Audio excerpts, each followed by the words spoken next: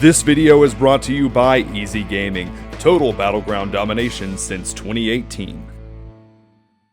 First off in this video, I have to give a huge shout out to the sponsor team of EZGAMING, Kazi, Ryan, and Corey. Here are their deck list as you can see. Please pause the video if you would like to check them out in more detail, and we are going to dive right into this week's episode of the Dark Magical Gaming Podcast.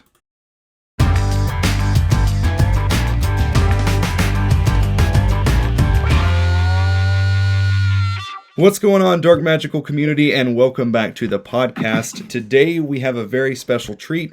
We have the EZGAMING sponsored players who just took first place in a 3v3 at EZGAMING in Greensboro. So we have Kazi, Ryan, and Corey, and then we have the losers, myself and Tony. Well, I didn't lose. I didn't even play. Bro, chill.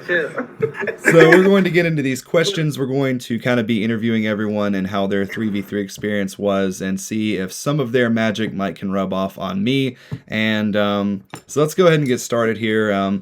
Our first question for the night is going to be, what was the game plan going into the 3v3? Why did you pick the seat positionings that you picked? We can also branch off in this into like deck choices, whatever direction you guys would like to go in with this. Ryan, you want to talk about this because you basically came up with the idea, didn't you?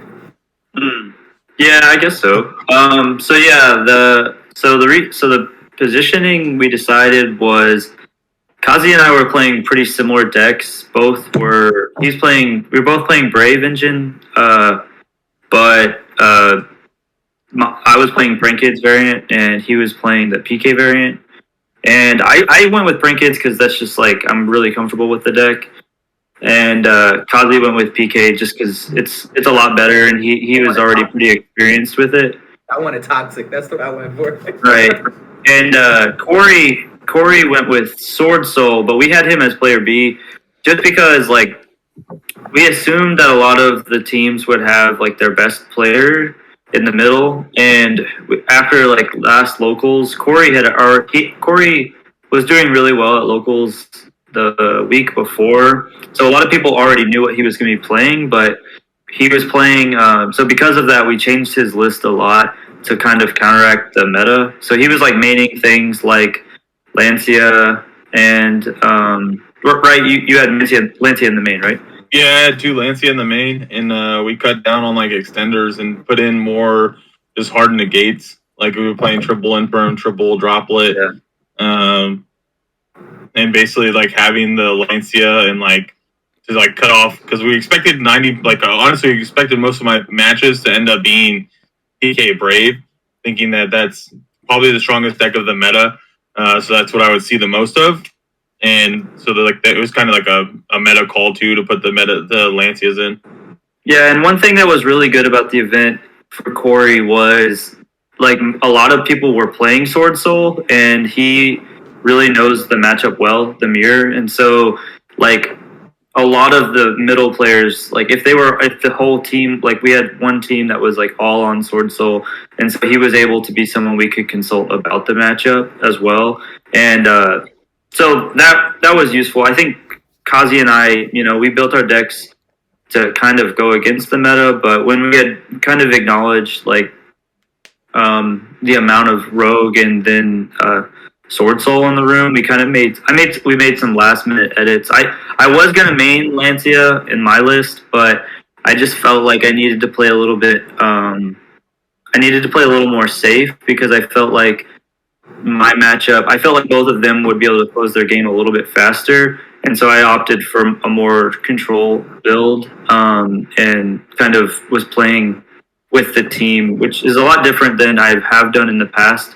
For 3v3s, I usually like try to just win as fast as possible, but for this one, I took kind of a control vibe, and so yeah. So like, so Corey assumed like the mid range role, where he just sort of like ebbs and flowed with the match, and then I took the aggro role. So essentially, like for me, I closed out my games as quick as possible, just so that I can provide the upper edge for the team. Because there is this sort of relaxation when you know that one of your teammates have already won, and then that allows you to play a little bit differently, a little bit safer, or be a little bit more conservative because you already know that, okay, cool, I can make this play knowing that if I lose, it's not going to kill me because my teammate has already won. So my job was basically close the games out as fast as I could, and that's essentially what the Adventure Phantom Knight does. You sight lock your opponent, and if they don't have a response, you just go to the next game. And I played a bunch of the way that I built my deck was, it wasn't very hand trap heavy, but it was very board dependent.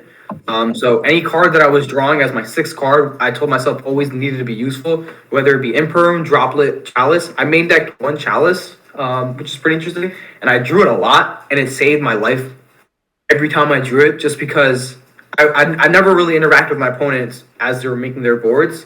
I did everything on my turn, and that was really, it put a lot of pressure on my opponent because they were like, oh, did he save this interruption for me? Like, say if I had an Imperm in hands, like, did he save it for his turn? And like, because they would never know, like, why would he hold the Imperm, you know? And just like playing those games with my opponents, I think like that was like really, really crucial. So yeah, my job was to close the games out as fast as I could. Ryan was sort of, in case if we needed to take a look into time, he was there for that. And then Corey was just more of a all around role. And then the main reason also we put Corey in the middle because we're like, we much rather have him deal with the quote unquote best players, depending on if that's the way the teams were built. And then that way, like Ryan and I, we told ourselves we weren't going to lose the matchups on the wings. Like, we made that promise to everybody in the team, like, you put us on the wings, we won't lose.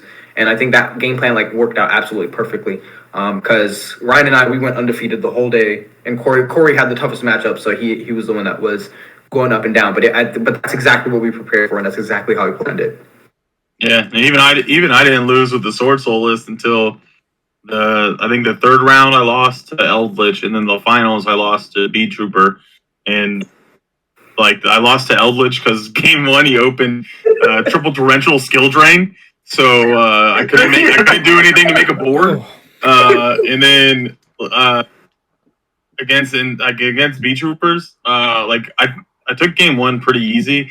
Game two, I was like, I just didn't see any of my sideboard, and then game three, I saw too much sideboard, so I had like no engine. So it was like one of those things where you kind of just like lose to your hand. But I mean, not to take away from the players, like they're good, but it was just you can't do much with a normal summon deck against torrential. So it is what it is. Yeah, another thing that was like a big, I guess, kind of tactic that we went with was, you know, like 3v3 event is awesome because you get to talk to other people, but we went with decks that we felt comfortable not having to talk to each other, because I felt like so many times the opponent would just telegraph their hand or telegraph like what is in their hand. Like, we were playing against the DDD deck, and they pretty much told me like, you know, their entire hand. I've never played against the deck. I knew what it did, but like, you know, within like a few words, I was able to suss out like what the opponent's hand looks like just because of the information that they were giving back and forth. So the only time we really talked was if someone needed to close something, or if we just had like a really strong feeling, and it was mostly, you know, Kazi talking to Corey about something maybe, or me asking Corey about their game. But for the most part, do you think I should hold this resource, or should I use Roxy Effect? No, I'll go ahead and use Roxy Effect. You might draw into something you need judgment. Yeah, so right. And so there was a lot of that kind of stuff going on. So I felt like that was something that we did a good job with. I think we just all felt really confident just playing it out as usual too. And so that was a big advantage because I felt like it kept our opponents on our toes. And also every deck was different. So like nobody truly knew what we were on. And I think there's pros and cons to both. Like I think if the whole team's on a mono deck, that there's some benefit to that. But then I also think that sometimes it can be a detriment. It depends. Yeah. One thing I wanted to actually add is the fact that, like Kazi was saying, it's as soon as one person wins that match, it's not only about your team relaxing a little more; it's the other team, like, feeling that pressure. They're like, "Oh, we have to win," and that's when the misplays start. Because I'm like, a lot of the times, I'm like, well, if one person's already down, like you have no choice but to win. Right. I'm like, you can't misplay. You have to think out your plays, and then the person they just lost is already bummed out because they just lost. So you're gonna ask them for ideas on how to do something. If you're asking them like, "Hey, should I do this play?" If you're B player, then you're like, You're usually already checked out. yeah. It's like your mindset is gone. So that was one thing that I did notice a lot happening. It's just like as soon as one person lost their matchup, like you can see the pressure increase in the other team. Yeah, for sure, and it's really good because like I said, my matches ended really quickly. Like most of my matches were average like at 20 minutes. I was ending the games really quickly, and just like I can sense like the player because I was player C. I can sense player B and player A in the opposite team. Like, oh god, like damn, you lost that fast. And, like just one literally said that. When we were playing the Sword Soul, when we were playing the all Sword Soul team. You won your game, and like the B player looked over and was like, "You've lost already," and I was like, and then I think that was like, what kind of tying back to what Ryan was saying too is like that was like we literally said before we were going into the event, we're like the best thing is we're all confident, strong players, so it's like we just like play your game. If it worst comes to worst, like. Don't worry about it. But I think a lot of our rounds we had closed out the game and like we just looked over at Ryan and was like, "You can stop playing." Nothing. I swear to God, bro. I was gonna win all those games anyways. Yeah, the final, bro. The final when I walked over and like I'm like Corey lost, and I see Kazi win. I see Ryan make this board. I'm like. Does he have a I'm like, he's got a fucking droplet. He's gonna be able to negate multiple stuff. I'm like, this ain't fucking. I did not see him set the judgment. I'll say this: I did not see him set the judgment. We had a minute and a half left. Yeah, and I'm like, oh crap! I'm sitting there just like I'm nervous as hell. I'm like, man, our team better not lose. And I seen him start going through the plays, and then I see Ryan just flip the judgment, and I was just like, it's a wrap. Yeah, it was a minute and a half left, and Ryan was up by 5K life points. So that's a part of it. So I wanted to make sure that I had gained and he had burned. And then the point is, it's so funny because there were so many spectators like critiquing the play, and in standby. There is a chance he had Lancia. Like, there's always a chance not Lancia, Gamma. And, like, he did have Gamma, which was, like, crazy. But because we had such low time, I had to apply pressure early because I needed to make that difference bigger because I knew I sided in judgment in case he would in case he had droplet. And so, like, I said it, and I knew there was a very high chance he would have droplet, like, just in the final. So I thought, I'm going to bait all these negates. I had, like, Griffin, double Butler, and something else. But I kept the judgment just for the droplet because I knew after that he would have no more plays. I knew after I did the second wipe that it was a wrap. And so I got lucky. I mean, yeah, I actually did draw the judgment off of the Roxy's, which was crazy, but paid off. Shout out to all of our opponents, man. It was a lot of fun, and I feel like everybody was. There are a lot of good players. Yeah, we interacted really well with one another. I had no issues. People were very respectful. People were very gracious, and like that's the most you can ask for when you're playing in a very competitive environment. When you win or lose, you don't let it get to you. And I'm very grateful that like our opponents were like that. Where regardless of the results, like they were genuinely like happy with the outcome of the games. Where like both sides enjoyed it. So a big shout out to everybody that played. It was amazing. At 18 teams, it's not like it's a cakewalk.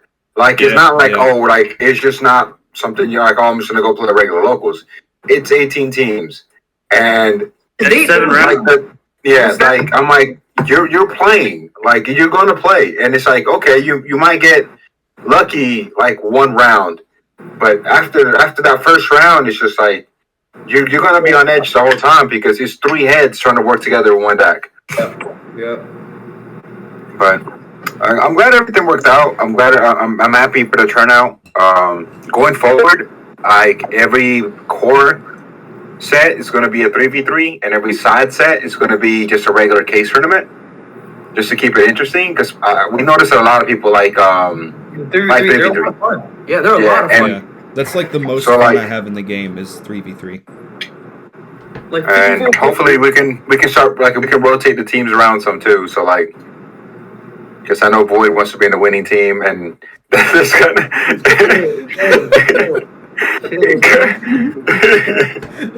So I do want to say, like, a couple just key cards of the day that's like observing the field and everything was like Droplet was always just insane. It didn't matter who. If your opponent has Droplet, it's great. If you have it, it's great. It never. It was always a very clutch card. Imperm for this event was good just because of the Sword Soul, and like there was a little bit of Rogue at first, but for the rest of the day, I mean, sometimes it was a brick. Like, but it did come in clutch against Flunder. Like I had a double. We round 5 we played a team. I had to go against Flunder, and then the next game I had to go against him again. When I had Imperm, it was just a wrap. We were. Oh yeah, that's the last round, and then first match at top. Yeah. Same team. Yeah.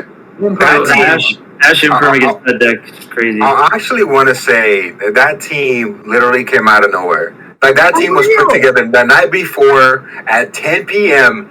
in the group chat. They were like, "Hey, I need a team for tomorrow," and they said, "All right, I need a person. I need a person." And he came in and then top, bro. That was a lot. That was like. I looked at the matchup and like they beat really good teams. I'm like, wow, that's wild. They didn't even have a third. I was like, why don't you guys ask Sam? And then Blaine hasn't played in like 4 or 5 months, and then he just picked up Shadol Invoked like last week. Insane, bro, insane. He has not played. Like, because like I used the one that I played in the last round of Swiss and then his top cut. Like, it was like he didn't make it easy like that. Like he was clinging on. I'm like, bro, just go away, man. Like it's no, bro, just let it go. He was making it tough on me. So that shout out to him, man. That was insane. Yeah, definitely really proud of those guys. So what would you say was your toughest matchups throughout the day? Going second against Eldritch. Yeah, always. I just felt like, if they win die roll, it's an uphill battle. If you saw my list, I had so much spell and trap and hate in the side, but just in the main, my build is, built to go first. So if I have to go second against that matchup, it's just so rough. But then it's for everybody too, though. Yeah. Yeah. I would say Eldritch. I mean, since that was already said, like I'm just gonna say B Trooper's kind of crazy. Like they have so much. They have so much gas. If you don't have a way to like basically like turn off one of their main engines, like if you don't have like the Lancia to like stop them from like banishing 3 to trigger the resonance and summon back the Link 2, or like a call by hit or something like that, like you're just in a rough spot. Like. And then, like, even if you like do have an answer, if they have Sting Lancer in hand, like, that deck's kind of crazy. Yeah. I think a lot of people actually a good poly with that deck. The guy that was playing that deck, he's really good. Yeah. I think the funniest part was the fact that they side decked Killer Needle for the Goki. Oh yeah, that was funny. That was the best part of all of it. So for me, I didn't per se have hard matchups. I had a hard match because the Adventure Phantom Knight engine deck is just hands down the best engine right now in the format. It just does way too much and it baits out a lot. So it was never a matter of which decks I was going against that was difficult. My hardest matchup was against Albert. Shout out to that boy Albert. Man, that was rough. So I had lost dice roll. And that was the only game in which I actually misplayed, and I missed lethal because I have a bad habit of summoning my monsters in defense mode, forgetting that cloak. I believe is it cloak or that's how you know I'm not cloak. Cloak has an effect that you can switch it to defense mode to increase the attack of a Phantom Knight's monster by 800.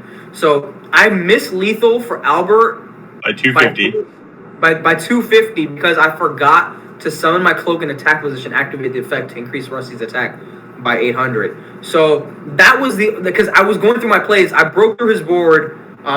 He had set full board. I broke through it, and then I made access code, token, and then another monster, and I just missed it because I looked back and I was like, I didn't use the cloak effect. So that was my loss for that. I lost that round, and then game 2.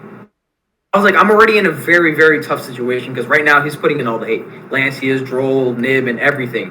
This man opened I got hand trapped 4 times. Game 2. I was beyond myself. I rarely ever show emotion. Like, my face just collapsed to my playmat. I was like, I think I lose here. Like, he has 1 card in hand, and it's guaranteed he's going to draw into combo.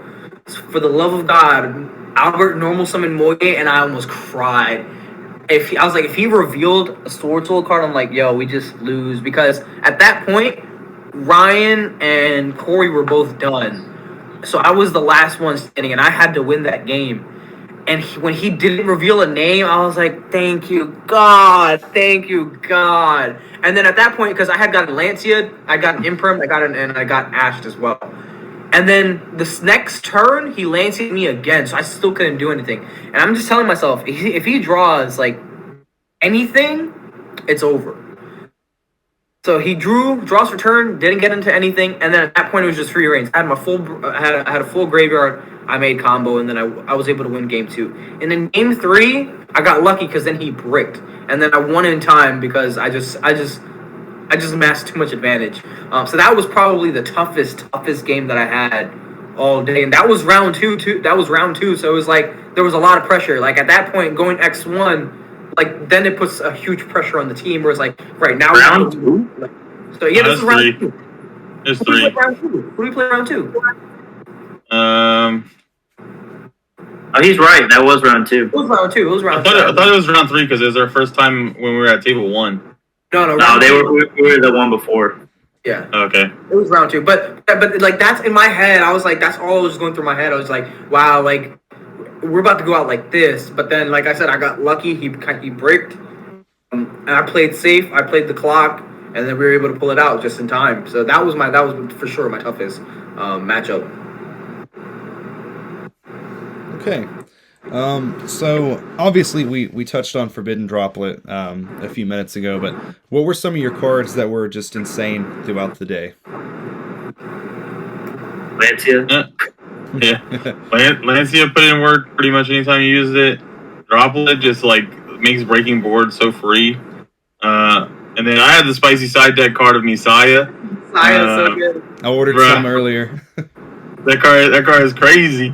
So like the thought behind that card was obviously Eldritch and then Shaddoll Invoked. Playing against Eldritch, they can't Golden Lord effect because they wouldn't be able to pay the cost by sending the spell or trap. And then any of their flip effects, because I caught myself. It didn't come up on Saturday because I only played 1 Eldritch matchup.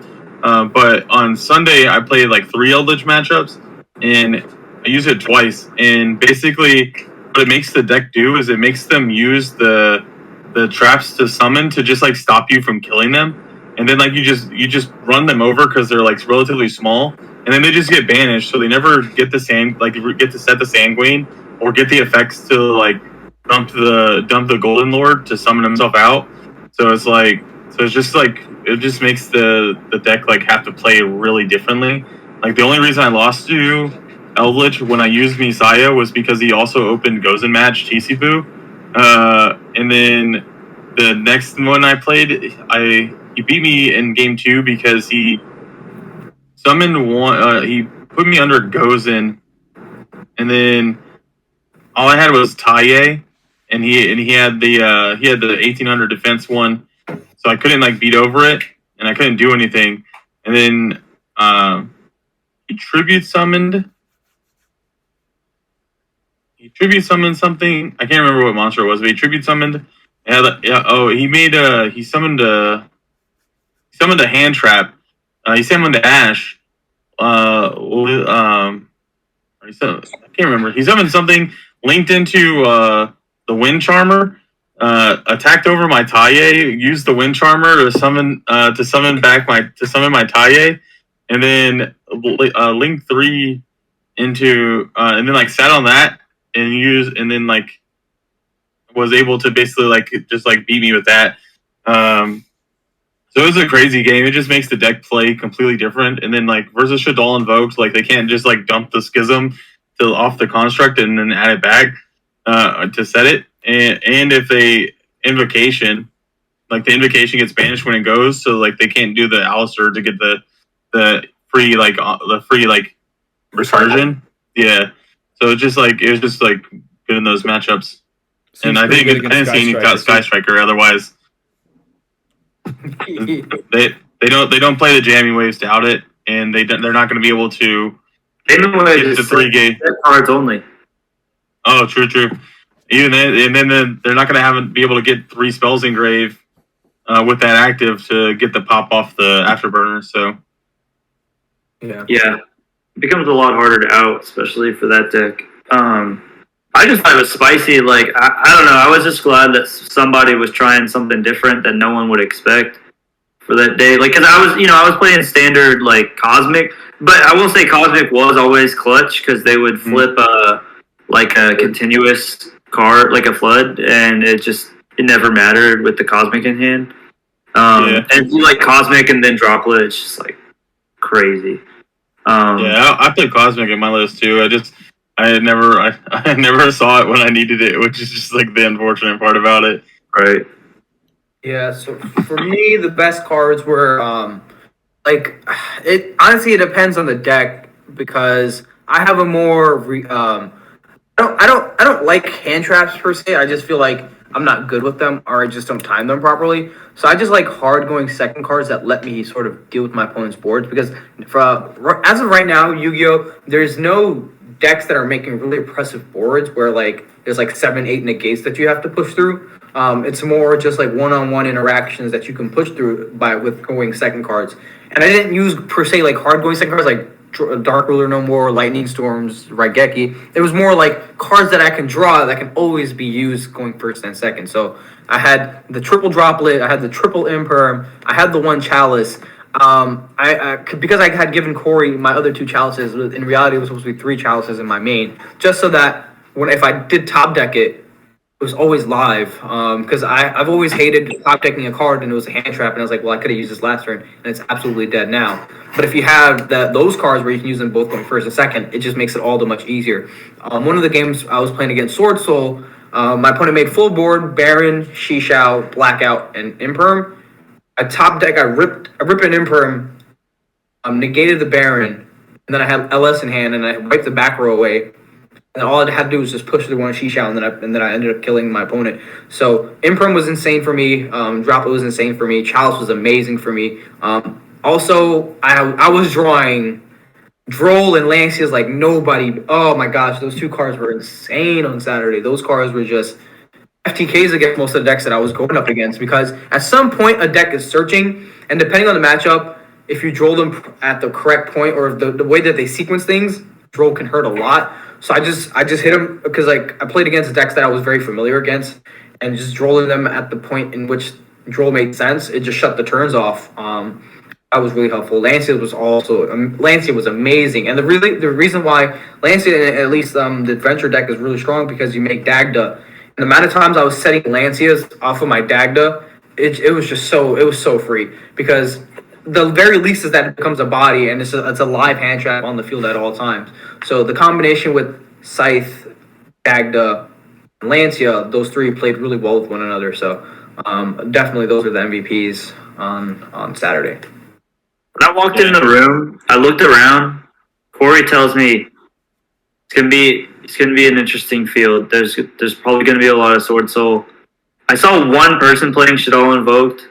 I immediately was just like, I'm just gonna play Lancia. I took the Drolls out and like just went like, which was a big play, but I thought I need Drolls for this moment today. But looking forward, I'm gonna put it back in. Like against the Flunder matchup, like I just really wanted it. I don't care if he draws Shifter. Like I That matchup had me a little weird because I was like, okay, Ash and Imperm are great, but That's probably the only time you're praying for the Lance is Lancia. great, but like I'm not about to lose to this like bird deck. Like I just can't. So I'm gonna put Droll back in for sure. But this weekend I just played without it to see what it was like, and I felt like I needed it.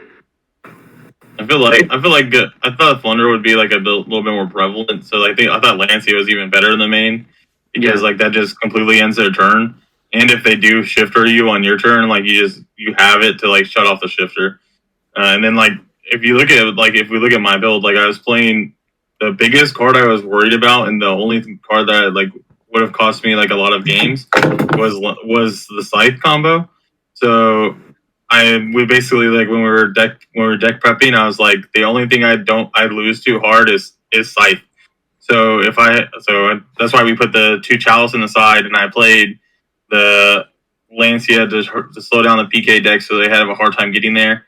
And then I borrowed the Chalices for that and Token Collector.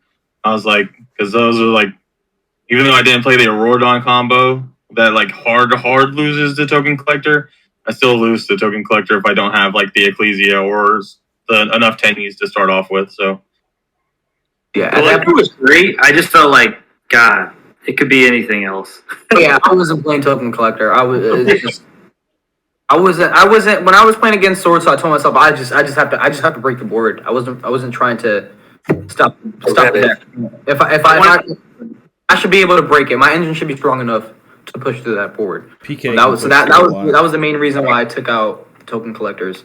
And because as Corey was mentioning, that's the main reason why I gave Corey the Chalices, because like he was gonna need it way more than I ever would have needed it for matchups for sure. it came up in that last match though. Yeah, that was insane. I was like, see, I told you, Corey. Okay, so things to change or anything that you think that you could improve on individually or as a team going forward? Me personally, I played two variants of my deck. I'm going to revert back to the Draco build.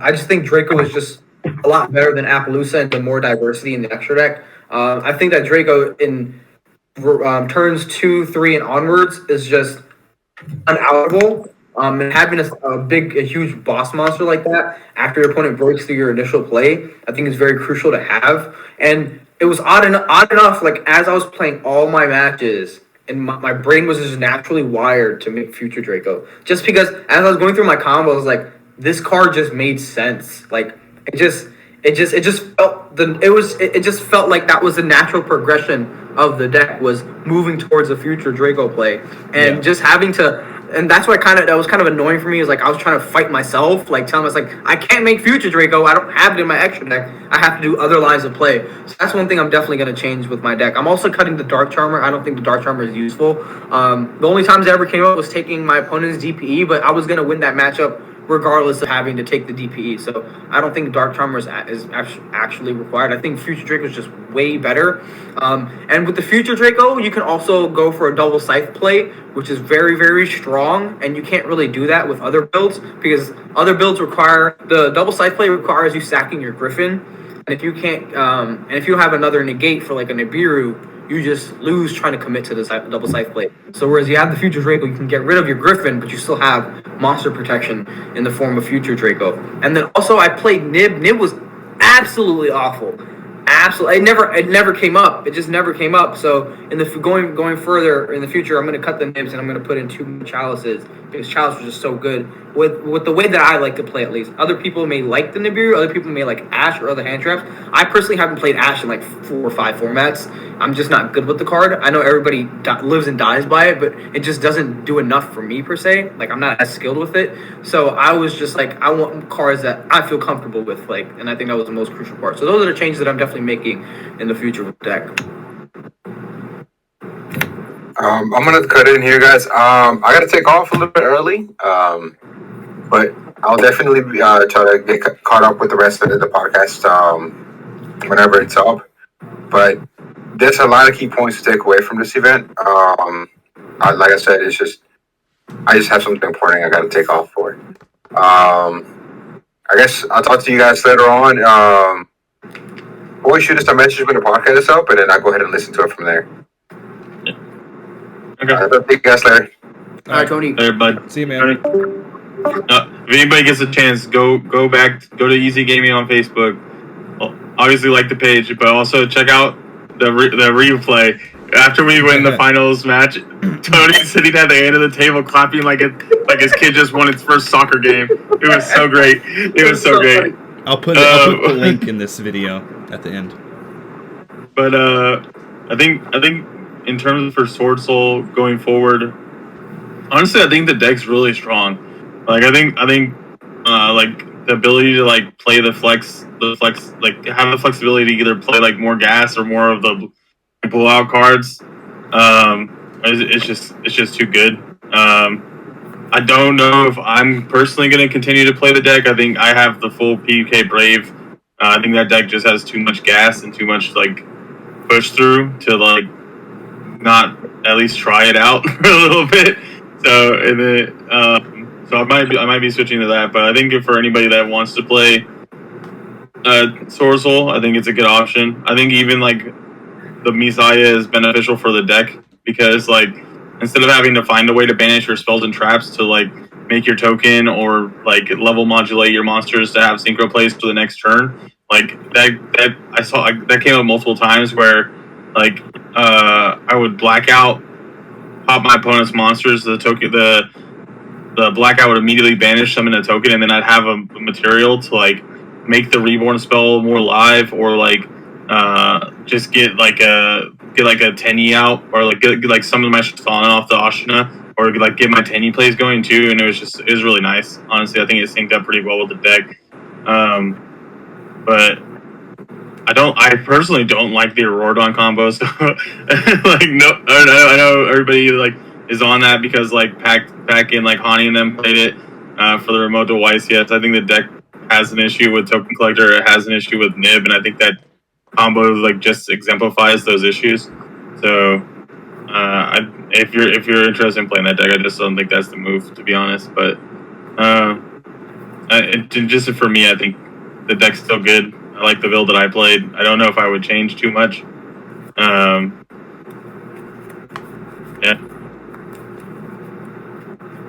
My build was just really safe. Like I played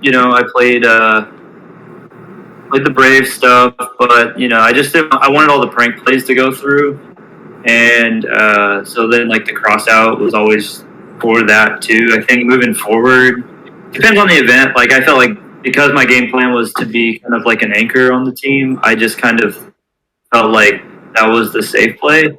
But like if I need to be more aggressive, I think I'd probably opt to put Lancias in the main or Cosmics in the main, just to play a little more aggressively. I feel like those help also sometimes with things like Droplet.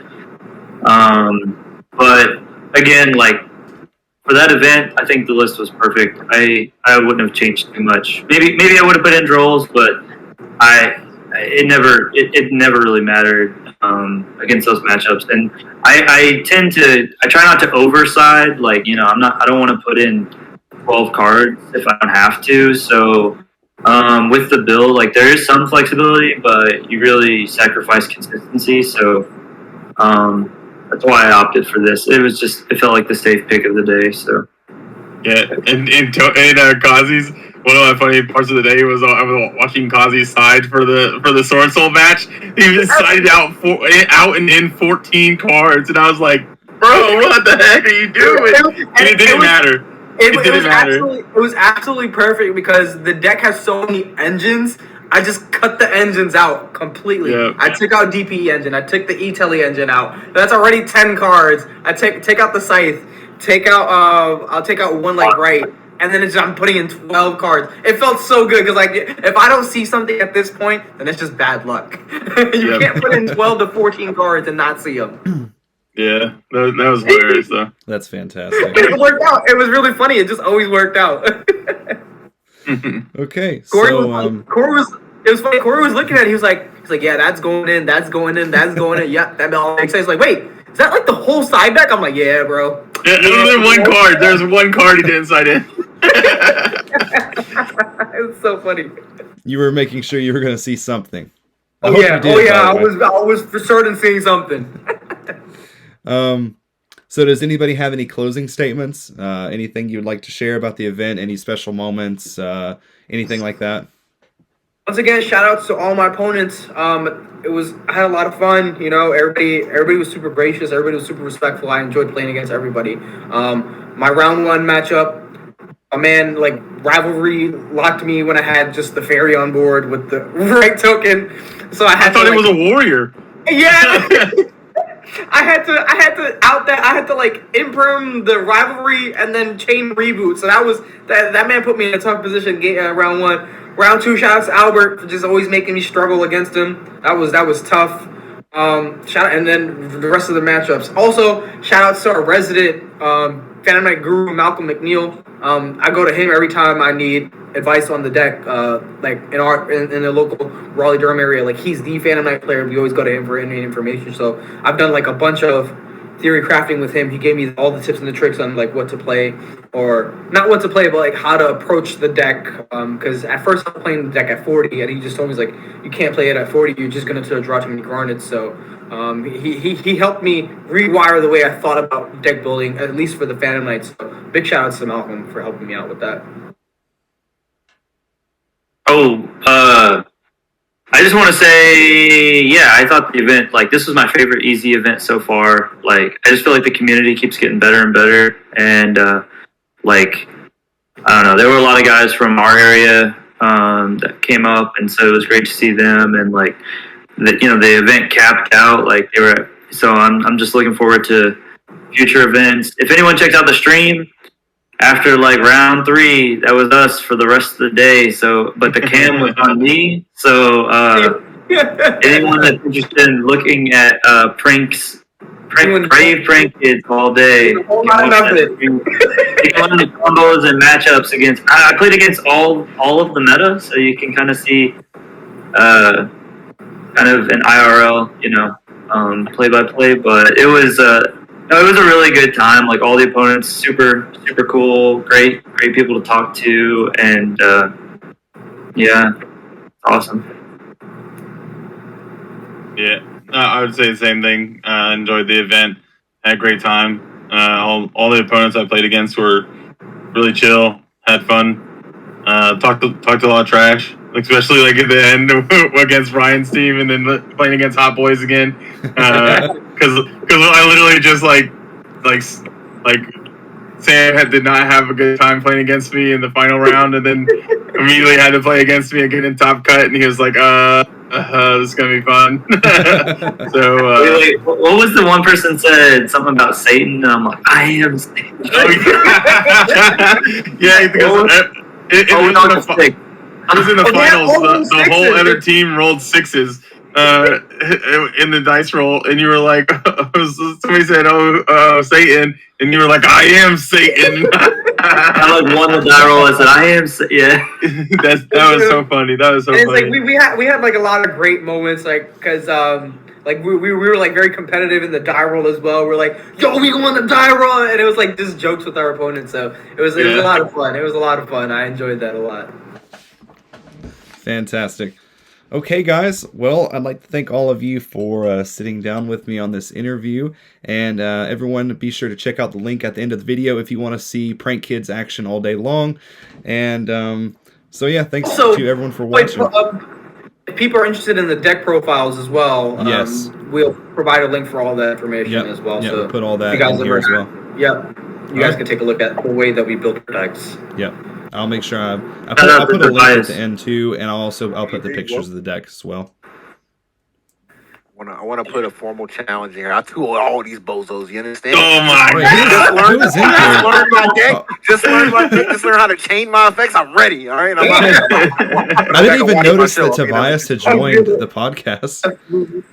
Boyd, thanks for putting us on the channel again. I appreciate it, man. Of course, always love to have you guys. All right. Well, this is Mike from Dark Magical Gaming signing out until the next one. Peace, guys.